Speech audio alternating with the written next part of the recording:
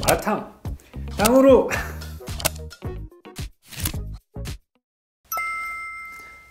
안녕하세요, 뉴에어 김진호. 네, 잠시맥스엘 김영석입니다. 네, 오늘은 이렇게 몇 가지 주제를 갖고 이제 얘기를 해볼 건데요. 일단 첫 번째는 비만인 사람에서 탈모가 더 잘생긴다? 혹은 탈모 있는 사람이 비만해지면 탈모가 더 악화된다, 네. 이런 얘기가 있어요. 네, 근데 어떻게 생각하시는지요, 선생님?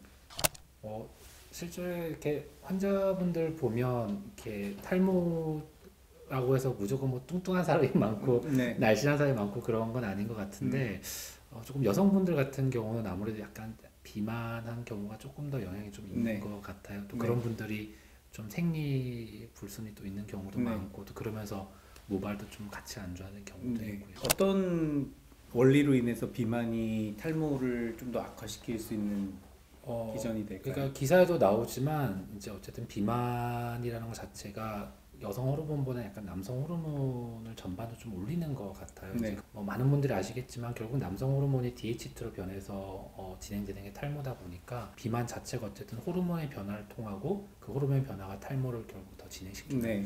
이런 뭐 경로가 아닐까 싶어요. 그리고 그런 콜레스테롤들이 이제 미세 혈관 같은 거를 조금 막게 하면 네네. 모발로 향하는 혈류 같은 것도 좀 줄어들 수 있는데 그런 것도 이제 모발 성장에 좀 안 좋은 영향을 줄 수 있는 것 같습니다. 그럼 나는 좀 뚱뚱하고 비만일까? 난 선생님 탈모 환자인가요? 음, 저는 고지혈증이 있으니까 전 탈모 환자 이런 건 아닌 것 같고요. 음.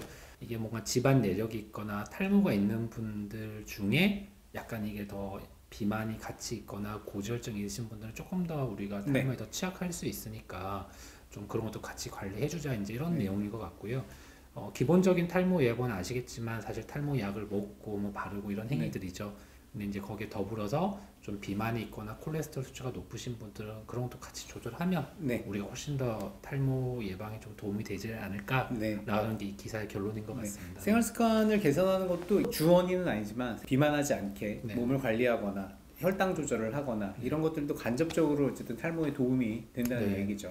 특히 여성분들 같은 경우는 남자분들처럼 뭐 피나스트라이드나 이런 게 사실 복용이 어렵기 때문에 네. 오히려 이런 부분들이 더 중요하게 와닿으실 것 같아요. 생활 습관을 네, 개선하는 네, 게. 네, 네. 네. 최근에 이제 뭐 식습관이 많이 바뀌면서 한 5년, 10년 전보다 이게 탈모 발병 연령이 좀 빨라진 것 같긴 해요. 이제 그런 것들의 영향이 아마 지금 우리가 얘기했던 이런 비만이라든가 콜레 수치가 좀 더 영향이 있지 않을까 생각이 드네요. 그 성조숙증도 심해졌잖아요. 맞아요. 성조숙증들이 옛날에는 많지 않았다가 최근에 급증하는 영향이 이것도 호르몬 관계에 있잖아요. 그러니까 젊은 우리 학생들이나 20대에도 옛날에는 그런 호르몬의 변화가 있지 않았을 나이인데 네네. 지금은 그런 호르몬 변화라든가 노출이 심해지면서 그런 탈모가 좀 더 심해지지 않나. 네. 그런. 예전에 프로페시아의 그 가이드라인을 보면 만 18세 이상부터 먹게 네네. 그렇게 하고 있잖아요. 네. 근데 사실 그건 어떻게 보면 네. 25년 전 거의 30년 전 가이드라인이고 네.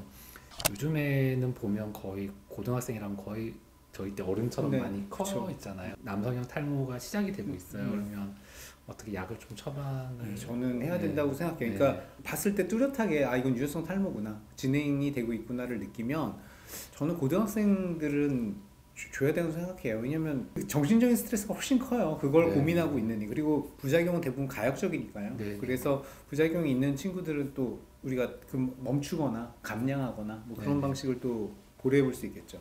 네, 그래서 저도 보호자분하고 충분히 상의를 하고 처방을 해주는 편이고요. 음. 그 다음에 만약에 좀 매일 먹는 게 부담스럽다, 그럼 우선 뭐 이틀에 한 번이라도 좀 네. 이렇게 그렇게 좀 처방을 네. 해주고 있습니다. 네.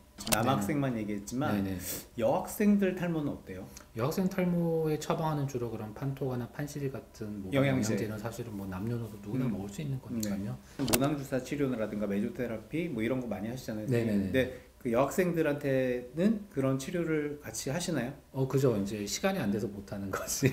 본인의 의지만 있으면 네네. 저는 뭐 하라고 하죠. 왜냐면 네네. 남자들처럼 뭐 이렇게 약이 딱 정해진 게 아니기 때문에 네. 해볼 수 있는 건 다 네. 해보라고 하죠. 여학생들이 보면은 공부를 많이 하니까 운동량 적어서 운동 못 해요. 그러니까 약간 비만해질 가능성 높고 스트레스 높지.